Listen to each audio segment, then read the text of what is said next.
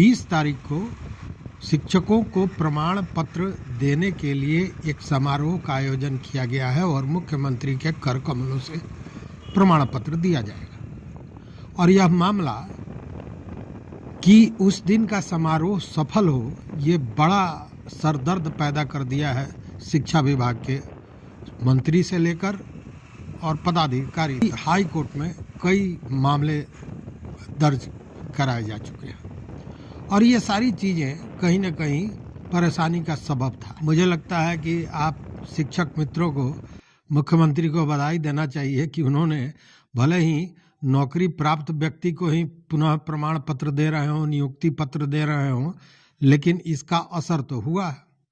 और असर क्या हुआ कि आपकी सारी परेशानियां दूर हो गई एक झटके में। कि ये जो ब्यूरोक्रेट्स होते हैं, खासकर जो आईएएस पदाधिकारी होते हैं, उनका ईगो बहुत बड़ा होता है और इसीलिए अपने को और भी ऊपर रखने के लिए वो तमाम तरह के काम करते रहते हैं। आपको याद होगा के पाठक ने भी ट्रांसफर पोस्टिंग को लेकर कुछ नियमावली बनाए थे और शायद वह नियमावली अभी वर्तमान में जो नियमावली था उससे बेहतर था, क्योंकि इस नियमावली के तहत तो सच्चाई यही है कि अनुमंडल छोड़ने की बात तो छोड़ दें, कई परिस्थितियां ऐसी बन रही थी जिसमें आपको जिला बदर होना पड़ता, जिला से बाहर जाना पड़ता, या यूं कहें कि दूरी जो घटाने की बात हो रही थी वो 100 किलोमीटर भी हो सकता था। और इन सारी चीज़ों को लेकर आप परेशान थे, स्वाभाविक भी था परेशान होना, क्योंकि नियमावली भी उसी तरह का बनाया गया था कि गृह अनुमंडल में नहीं रहना है। फिर 10 अनुमंडलों की मांग होने लगी कि उसकी सूची दीजिए, आप कहाँ रह सकते हैं। अब 10 अनुमंडल को जरा सोच लीजिए, आप जहाँ हैं उसके चारों तरफ 10 अनुमंडल की दूरी क्या होगी? वो दूरी 100 किलोमीटर से ऊपर तो होगी ही होगी, यह तो निश्चित था। और ये सारी चीज़ें कहीं ना कहीं परेशान कर रही थी आप शिक्षकों को। और शिक्षक मित्रों, एक बात जान लीजिए कि भले ही के पाठक को लोग कहते थे, हम भी कहते थे कि कुछ चीज़ें उनकी अव्यावहारिक थीं, लेकिन उन्होंने जो एक रास्ता चुना था वो रास्ता निश्चित रूप से शिक्षा को विकसित करने की ओर जाता था। लेकिन यह जो नया नियमावली बना था उसमें के पाठक द्वारा बनाया गया नियमावली के को पूरी तरह ध्वस्त करते हुए एक नई चीज़ बनाई जा रही थी। और वह भले ये कहा जा रहा हो कि शिक्षकों को मदद की जाएगी, शिक्षकों की सारी ज़रूरतों को देखा जा रहा है, लेकिन हो रहा था विपरीत। लेकिन अब ये सारी चीज़ें ठीक हो गई हैं। अब कैसे हो गई हैं वो भी बताएंगे, लेकिन उसके पहले बता दें कि शिक्षकों के लिए जो ट्रांसफ़र की नई नियमावली बनी है उसका अधिसूचना जारी हो गया है, गजट भी आ गया है। और सबसे बड़ी बात है कि अब ये जो ट्रांसफ़र पोस्टिंग का मामला है ये शिक्षा विभाग खुद करेगा। इसके लिए वो जैसे एजेंसियों को रख के और ट्रांसफ़र पोस्टिंग कराया जा रहा था ऐप के द्वारा, ये सारी चीज़ें नहीं होनी है। अब ट्रांसफ़र पोस्टिंग का जो मामला है शिक्षा विभाग खुद करेगा और इसके लिए 3 कमेटियां बनाई जाएंगी और ये तीनों कमेटियां होंगी, एक जिला स्तर की कमेटी होगी, एक प्रमंडलीय कमेटी होगी और अंतिम राज्य स्तरीय कमेटी होगी जो इन चीज़ों को देखेगी और उसी के आधार पर ट्रांसफ़र पोस्टिंग किया जाएगा। मैंने जो कहा कि आपको मुख्यमंत्री को बधाई देनी चाहिए और हाईकोर्ट को बधाई देनी चाहिए, वो इसलिए वो जो समारोह है जिसमें मुख्यमंत्री नियुक्ति पत्र बांटने वाले हैं वो कार्यक्रम सफल हो। चुनावी मौसम भी है भैया, चुनावी मौसम है तो उन चीज़ों को सफल करने के लिए एड़ी चोटी एक कर देने की स्थिति में विभाग था।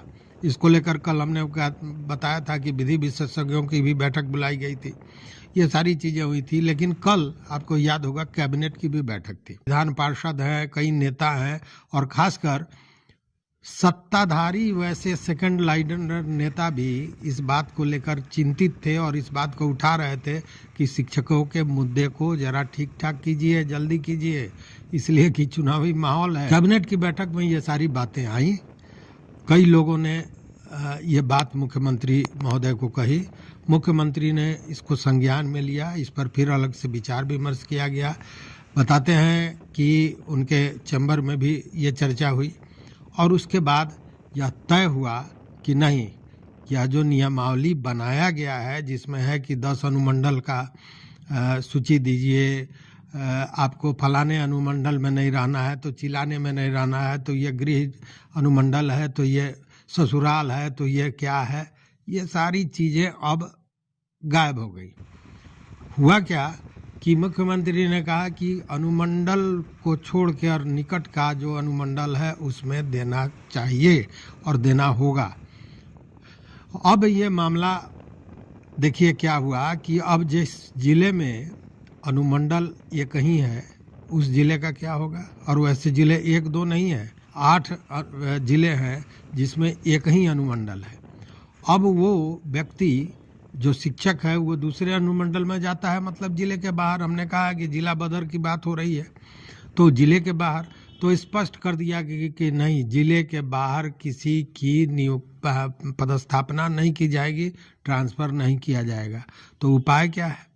तो उपाय ये निकाला गया कि जहां एक अनुमंडल है उसको 2 अनुमंडल में विभाजित कर दिया जाए शिक्षा को लेकर।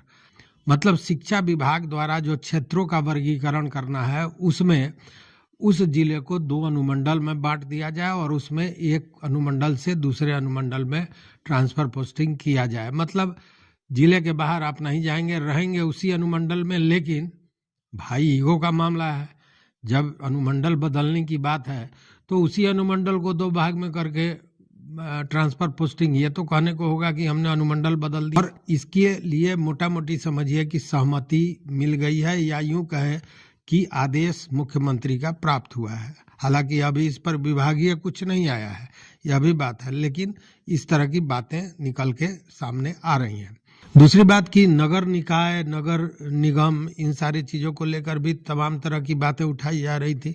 तो इसमें भी यह हो गया है कि जो नगर निकाय है या नगर निगम है या कोई भी जो नगर निकाय है उसको एक अलग यूनिट माना जाएगा, वो एक यूनिट होगा।